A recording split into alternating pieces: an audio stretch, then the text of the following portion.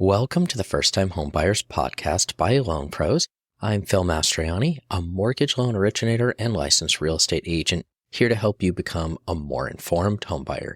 Thank you for listening, and please head over to loanpros.io for more articles, information, and our contact information if you'd like to speak directly to us.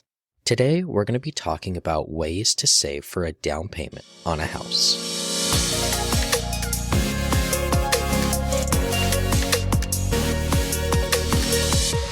Saving up for a down payment on a house can seem like an impossible task, but there are ways to make it happen. By following a few simple tricks, you can reach your savings goal in no time. Most of these options will end up taking about a year or more to save for a down payment, but it's a small price to pay for the opportunity to buy a home. But let's start by talking about how much you actually need to save up for. For most people, a 20% down payment is ideal. This gives you the best chance of being approved for a mortgage, avoiding paying private mortgage insurance. It guarantees a large amount of equity in your home that you can leverage in the future if you ever need to. If reaching that full 20% is just not possible, there are a lot of options still for you.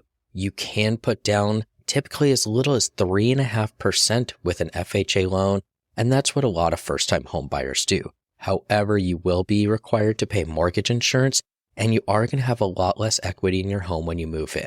In addition to a down payment, you also need to have money saved up for other costs associated with buying a house, such as closing costs. These can add up to thousands of dollars, so it's important to factor them into your savings plan. Expect to pay upwards of 2 to 3% in closing costs on top of your down payment, so that usually means you're looking at anywhere between 5.5% to 6% and upwards of 7% that you'll need to have available to purchase a home. Now that we've talked about how much you need to save, let's talk about some ways to make it happen. I'm going to talk about 8 different tactics, but you can combine some of them together to make it happen even faster. All right, let's start with number 1, automate your savings. One of the best ways to save money is to have it taken out of your paycheck automatically and deposited into a savings account. This way, you won't be tempted to spend the money. You can also set up automatic transfers from your checking account to your savings account so that you're always putting away money. It may not seem like much, but if you can save $150 from each paycheck, that's an extra $3,600 per year. Talk to your HR department. They can usually set up a second account to deposit into directly from your check. Your bank can also set up a schedule to transfer money on your payday so you don't have to worry about it. The second is making a budget, and this is something you should be doing anyway. But in order to save money, you need to know where your money is going. Track your spending for at least a month or two and see where you can cut back. Once you have a good idea of where your money's going, you can create a budget that will help you save. You may be surprised just how much you're spending on things like food, clothing, and entertainment, so look at areas that are non-essential and try reducing these by 50%. Employ the automated transfers to a savings account in the amount that you cut from your budget so you aren't tempted to spend it. Our third is to cut back on expenses. Going along with the previous strategy of diving into your budget, you can work on lowering your expenses. And this is where it's really important to take a hard look at what you're spending on essentials. So I want to break this into 3 areas. The first is housing, then transportation, and then recurring bills. So let's start with housing. Really consider where you're living. Renting does allow for flexibility, and finding another rental that's just a few $100s less a month could give you that extra savings you need. Consider a lease in a different area, or possibly smaller, older, or maybe with less amenities. You can also consider taking on a roommate, splitting costs with someone, even for a short time period. That can greatly impact your savings ability. The second is transportation. A high car payment can often be something that really makes it hard to save. There's a trade-off between a reliable car that doesn't require a lot of maintenance and an older used car. If you have a high car payment, you do have a couple options. If you've increased your credit since you purchased, you can look into refinancing your car. This is lowering your payments by $100 or more. That can be thousands saved per year. You can consider trading in your maybe larger vehicle if you've got a big truck or SUV and you don't really need it. look at maybe a compact, high mile per gallon car. Not only will this lower your monthly payments, but you should see a decrease in your costs for gas and your car insurance. Let's talk about some recurring bills. Some of the recurring bills that you can negotiate include your car insurance, renter's insurance, your cell phone bill, and your cable and internet. These are all services that you can call and talk to customer service about lowering your bill, and there are likely competitors that you can use that you can shop for costs. Oftentimes, if you threaten to leave for a competitor, they'll work with you to keep your business and they will lower their costs. As far as recurring entertainment costs, really decide how many streaming services you need. Do you pay for a monthly gym membership that you just don't use? The best thing to do is pull your credit card and bank statements for the last month or two, look at those recurring charges, and just choose some to try to get rid of. For the fourth item here, it's increasing your income. Now, this may sound like a no-brainer, but making more money allows for you to save more, of course. There's a few different options on this. You can try for a better paying job or work towards a raise at your current job.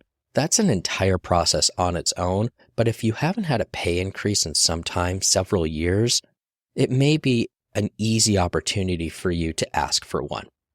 Also, if they've hired new people at a higher rate than you're currently getting paid for, you may have an easy argument for an increase. Oftentimes, people take on a second job, whether that's part-time or full-time. If it's something that you can do it just for saving up for your down payment. Working a part-time job of 20 hours a week at $12 an hour is almost $10,000 in extra income a year. Couple that with some of the cost savings and you could have your down payment saved in a year. The key here is not to spend that extra income, but work to put it away in savings and stay living within your same means. Fifth option here is take advantage of company-offered incentives like a 401k. If your company matches your 401k contributions, it may be a way to accelerate your savings. Many companies will match upwards of 4, 5, 6% of your paycheck. This means that for every dollar you put in, they'll also put one in. Often there's a vesting period, meaning their matched amount isn't yours for a specified period of time. That can be as little as the same day, as much as several years. Since your 401 contributions are pre-tax, they often don't impact your paycheck as much as simply moving money into a savings account. Combine that with company match and the managed nature of the accounts, you'll often see your account grow much more quickly than just a standard savings account. This isn't a quick plan. Often people save for years in their 401k to get at the point where there's enough balance to use for a home down payment. Start early. Even contributing just 1% of your paycheck will have a bigger impact than you might think. Some companies also offer down payment assistance to their employees. If your company doesn't, talk to your HR team or your boss about it. It may be an incentive they're willing to consider to help keep more people on in their company, increase employee retention rates. Number 6, consider a side hustle to make extra money. So similar to taking on that second job, these are a little bit more of contract type roles. A quick note about this, you may not always be able to use this as part of your income calculations when applying for a loan. Consider this only as a great way to get those extra savings you need, but there are a lot of extra restrictions about how contract or inconsistent work can be calculated as income with many loan programs. So let's talk about some of the more popular side gigs, side hustles that you can do. First is delivery or a driver like Uber or Lyft. Lets you work really whenever you want. Add an hour or two before or after work to earn a few $100s every week. You can also consider doing Uber Eats, DoorDash, Grubhub, or Instacart as a shopper or food delivery. Many of these jobs end up paying anywhere around $15 an hour, but depend highly on tips and consider your costs of doing business with the wear and tear on your vehicle and gas costs. The next is freelance writing.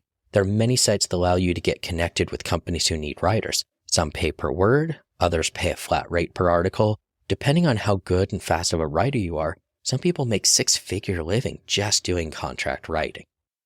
Social media consultant. Have graphic design skills or really just know your way around social media? Many companies are paying people to handle their social media for them. Consider talking to a local business, which maybe don't have a good presence, and pitch them paying you monthly to take care of it. Everywhere from restaurants to small businesses, they all need someone to make sure their social media is taken care of. The next is event planner. Everything from doing wedding coordination to even travel agency. Most work can be done on a phone or tablet, does require a lot of attention to detail, but can be rewarding and make a good amount of money. Dog walking or pet sitting. Long-term pet sitting or regular dog walking can be a great extra source of income, especially if you're a pet lover or you already have pets, and it makes it really easy because you already have all the supplies. There are sites that will help connect dog walkers with pet owners. Do some Google searching, you'll find a few of those. Car or home cleaning. You can start a business offering to clean other people's homes or cars. This can be done on your own schedule and doesn't require any really specialized equipment other than maybe some of the cleaning supplies that you may already have on hand. Larger homes and car detailing can start adding thousands in income with just a single booking a week. Talk to your real estate agent that you already have. Oftentimes they're in need of people who need move out or move in cleaning, and those are several $100s, and that either prepares for someone leaving or coming in. If you have a lot of people that you know that are renting and moving around a lot, oftentimes they want someone to help deep clean before they move out to ensure they get their deposit. So you may already have a network of people that you can start offering this service to. And the last tier is baking or cooking. Often you just need a basic permit from the city or county and a business license, which usually costs less than about $100 to get started. But if you're one of those that are good at making holiday or unique treats, you can start selling them locally, online, local fairs or farmers markets. Facebook neighborhood groups are great ways to get your name out there, and you may be surprised how much people enjoy your unique creations. Everything from cookies to muffins or cupcakes, charcuterie boards, jams, jellies can be made at home and sold for a profit. The next major section here is tax refunds and making sure they go straight to your savings. If you get a sizable tax refund, it's really tempting to use that for things like vacations, down payments on a new car, things like that. But the average refund in 2022, according to the IRS, was over $3,000. Taking the whole thing or even just half of it can get you a jump start on your down payment. Any other type of stimulus may also make sense to just drop directly into your savings account. Pretend like it didn't even happen and use that money towards your down payment. The last option is a gift, and this may sound like something that you wouldn't expect to be able to get, but many churches or local organizations actually have gift opportunities. Also, consider family members who might be able to help you out a little. Even $500 can make the difference when you've been saving for a year or more to help put you over the top. Some cities or counties have grant programs that are not tied to a specific loan that helps first-time homebuyers. Often you have to be a resident of the city for several years, and there may be other limitations, but it's definitely worth checking your local city and county for any programs that they might offer. Now, I want to run through some of the numbers to give you an idea of how these all work. Let's say you were able to save 2 years of tax refunds. That would give you, on average, $6,000 in savings without impacting your lifestyle, right? No budget cuts, anything like that.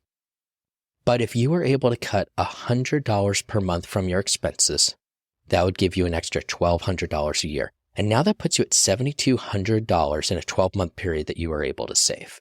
If you could put away $150 per paycheck, that would be another $3,600 to your savings in just 1 year, which would put you at $10,800 in savings in just 1 year. If you were able to add in a part-time job, that's an extra $10,000 in a year, and you now would have over $20,000 in savings. That would be about as much as you would need for down payment and closing costs on about a $300,000 to $350,000 home. All of this in a single year. If you were able to do that for 2 years, you would be able to save nearly $40,000 to put down on a home. There are many creative ways to come up with down payment for your first home. You just have to get a little bit creative and resourceful, find what will work best for you and your situation. It doesn't hurt to ask others how they save for their down payment to get other ideas as well. Just remember, the sooner you start saving, the sooner you'll be able to call your house your home. Thanks so much for listening, and please head over to loanpros.io to see more information, articles, and our contact information.